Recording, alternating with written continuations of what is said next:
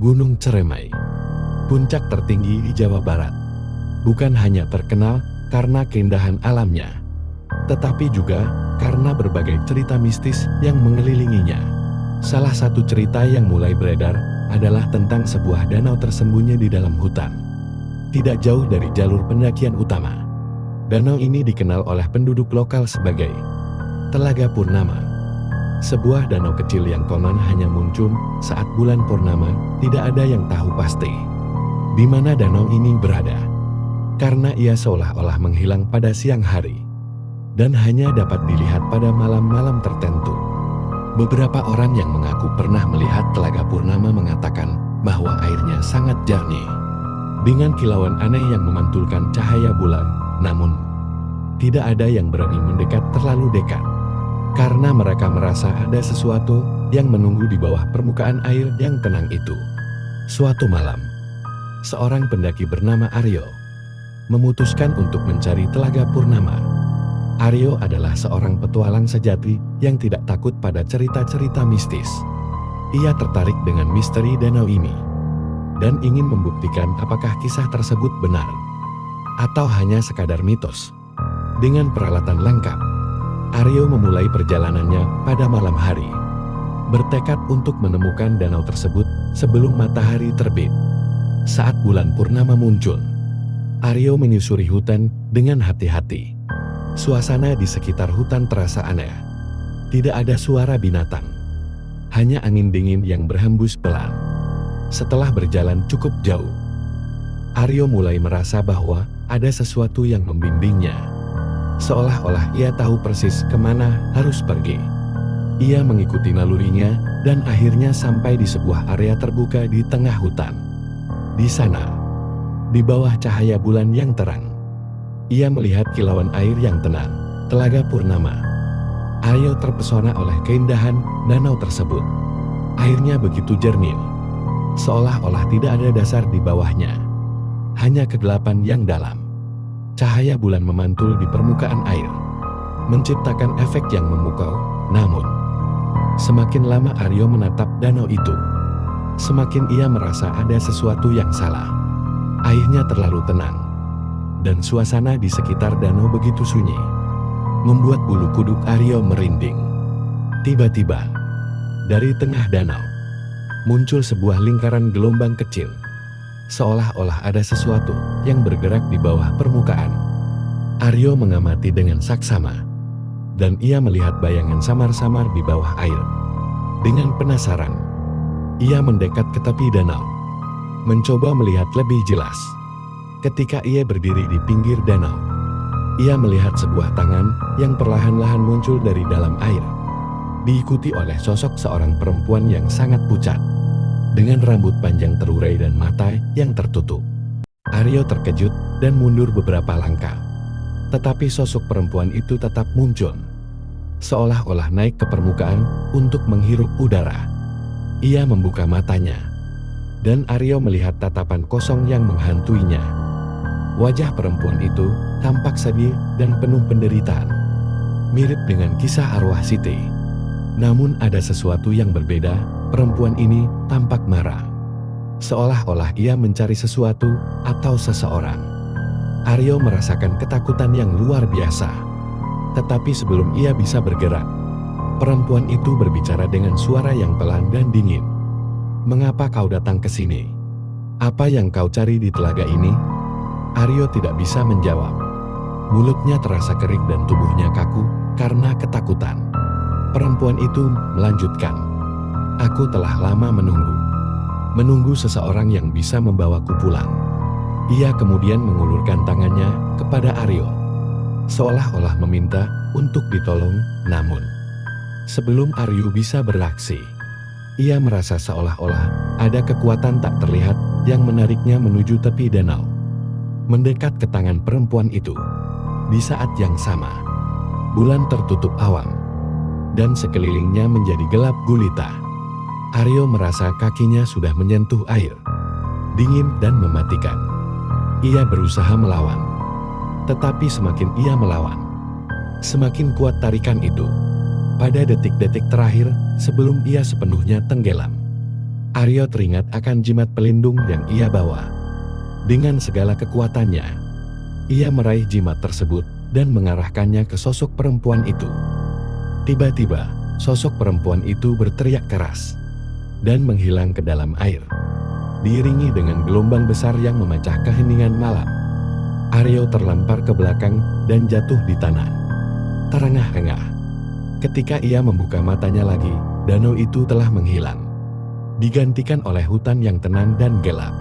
Aryo berlari sekuat tenaga kembali ke jalur pendakian utama, meninggalkan semua perlengkapannya di tempat itu.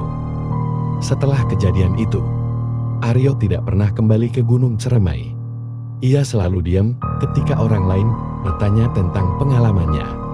Yang tersisa dari malam itu hanyalah sebuah jimat yang kini ia simpan dengan hati-hati, sebagai pengingat akan betapa dekatnya ia dengan bahaya yang tidak terlihat. Kisah tentang Telaga Purnama semakin menambah misteri Gunung Ceremai. Banyak yang percaya bahwa danau tersebut adalah pintu gerbang ke dunia lain, tempat arwah-arwah yang tersesat berkumpul. Meskipun tidak ada yang tahu pasti apa yang terjadi pada Aryo malam itu, cerita ini menjadi peringatan bagi mereka yang ingin mencari sesuatu di Gunung Ceremai, bahwa ada hal-hal yang lebih baik dibiarkan tersembunyi, karena tidak semua misteri seharusnya diungkapkan. Setelah kejadian mengerikan yang dialami Aryo, cerita tentang Telaga Purnama menyebar dengan cepat di kalangan pendaki dan warga sekitar Gunung Ceremai. Banyak yang penasaran, namun lebih banyak lagi yang memilih untuk menjauh dari misteri itu, menganggapnya sebagai bagian dari kegaiban gunung yang tak perlu diganggu. Namun, tidak semua orang mempercayai cerita-cerita mistis ini. Beberapa menganggapnya sebagai mitos yang dilebih-lebihkan untuk menakut-nakuti pendaki. Salah satu yang tidak percaya adalah seorang mahasiswa arkeologi bernama Lina. Lina adalah seorang peneliti muda yang ambisius, selalu tertarik pada hal-hal yang dianggap aneh atau tidak biasa. Ketika ia mendengar tentang kisah Telaga Purnama dan peristiwa yang menimpa Aryo, bukannya takut, Lina justru merasa tertantang.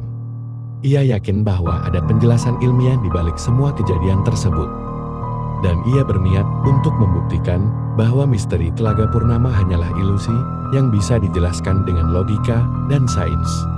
Bersama dengan beberapa rekannya dari universitas, Lina merencanakan ekspedisi untuk menemukan Telaga Purnama dan mengungkap rahasianya. Mereka mempersiapkan segala sesuatunya dengan matang, dari peralatan ilmiah hingga kamera, untuk merekam setiap langkah mereka.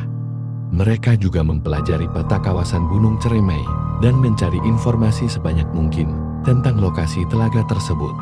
Ketika malam purnama tiba, Lina dan timnya memulai perjalanan mereka. Mereka mendaki dengan penuh semangat, tidak terpengaruh oleh cerita-cerita seram yang menyelimuti gunung itu. Bagi mereka, ini adalah kesempatan untuk menambah pengetahuan dan mungkin membuat penemuan yang akan diakui di dunia ilmiah. Setelah berjam-jam mendaki dan menyusuri hutan yang lebat, mereka tiba di sebuah area yang tampak berbeda dari sekitarnya. Hutan di sekeliling mereka terasa lebih sunyi, dengan pepohonan yang tampak lebih tua dan lebih besar. Di tengah area itu, mereka melihat sebuah cekungan tanah yang tampaknya adalah lokasi Telaga Purnama. Namun, seperti yang diceritakan, danau itu tidak terlihat di siang hari, hanya cekungan yang dipenuhi kabut tipis. Lina dan timnya memutuskan untuk menunggu hingga malam tiba.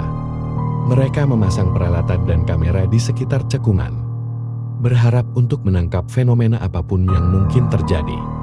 Saat malam semakin larut dan bulan purnama mulai naik ke langit, suasana di sekitar mereka berubah. Udara menjadi lebih dingin, dan kabut mulai mengental, bergerak perlahan seperti hidup. Ketika bulan purnama mencapai titik tertingginya, sesuatu yang aneh mulai terjadi. Dari dalam cekungan itu, air mulai muncul perlahan, seolah-olah danau tersebut mengisi dirinya sendiri. Air itu sangat jernih, hampir seperti kaca, memantulkan cahaya bulan yang tampak berkilauan. Telaga Purnama telah muncul, seperti yang diceritakan dalam legenda. Lina, yang sangat penasaran, segera mendekati tepi telaga dengan kamera di tangan. merekam setiap detiknya. Namun, saat ia mendekat, ia merasakan sesuatu yang aneh. Suatu perasaan bahwa ia tidak sendirian. Lina berhenti sejenak, memandang ke dalam air telaga yang kini sudah penuh. Di dalamnya, ia melihat sesuatu yang membuatnya tertegun. Bayangan yang bergerak di bawah permukaan air. Seperti ada makhluk yang berenang di dalamnya. Sebelum Lina bisa bereaksi, air telaga tiba-tiba beriak dan dari dalamnya muncul sosok perempuan yang sangat mirip dengan deskripsi yang diberikan Aryo. Perempuan itu muncul dari dalam air dengan gerakan yang anggun namun menyeramkan. Rambut panjangnya terurai dan matanya menatap lurus ke arah Lina. Lina mencoba tetap tenang, tetapi tubuhnya membeku oleh rasa takut yang tiba-tiba melanda. Perempuan itu tidak berbicara, hanya menatapnya dengan tatapan yang dalam, penuh dengan rasa sakit dan kemarahan. Tanpa sadar, Lina mulai mundur, tetapi semakin ia menjauh, perempuan itu semakin mendekat. Tim Lina yang melihat kejadian ini dari jauh mencoba untuk memanggilnya. Tetapi suara mereka seakan-akan teredam oleh sesuatu yang tidak terlihat. Hanya Lina yang bisa mendengar bisikan dari perempuan itu. Bisikan yang mengandung amarah dan permintaan akan kebebasan. Perempuan itu kemudian berbicara dalam bahasa yang tidak Lina mengerti. Namun ia bisa merasakan bahwa perempuan itu meminta sesuatu. Mungkin pembebasan dari kutukan. Atau mungkin balas dendam terhadap sesuatu yang telah terjadi di masa lalu. Lina tidak bisa memahami sepenuhnya. Namun ia tahu bahwa perempuan itu bukan sekadar arwah yang tersesat. Ada kekuatan yang lebih besar dan lebih gelap yang mengendalikannya. Sebelum hal yang lebih buruk terjadi, salah satu rekan Lina dengan cepat menariknya dari tepi telaga. Ketika Lina terlepas dari pengaruh arwah itu, telaga mulai berangsur-angsur menghilang. Airnya menyusup kembali ke dalam tanah, hingga tidak ada yang tersisa, kecuali cekungan kosong dan kabut tipis. Lina dan timnya segera meninggalkan tempat itu. Dengan perasaan campur aduk, mereka tahu bahwa mereka telah menyaksikan sesuatu yang tidak bisa dijelaskan, hanya dengan logika atau sains. Pengalaman itu meninggalkan bekas mendalam pada Lina, mengajarkan padanya bahwa tidak semua hal bisa diungkap dengan metode ilmiah, dan bahwa beberapa misteri memang seharusnya dibiarkan tersembunyi. Setelah kembali ke kampus, Lina mencoba untuk menganalisis semua data yang mereka kumpulkan. Tetapi anehnya, sebagian besar rekaman video dan data sensor mereka rusak tanpa sebab yang jelas. Hanya beberapa foto buram yang tersisa, memperlihatkan cekungan yang kabur dan sosok bayangan di permukaan air. Cerita tentang ekspedisi Lina menambah lapisan baru pada legenda Telaga Purnama.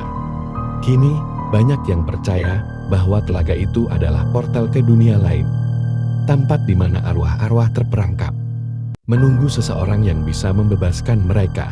Gunung Ceremai tetap menjadi tempat yang penuh dengan misteri, menyimpan kisah-kisah yang tak terungkap, dan menarik para pemberani yang ingin menguak tabir gelap di balik keindahannya.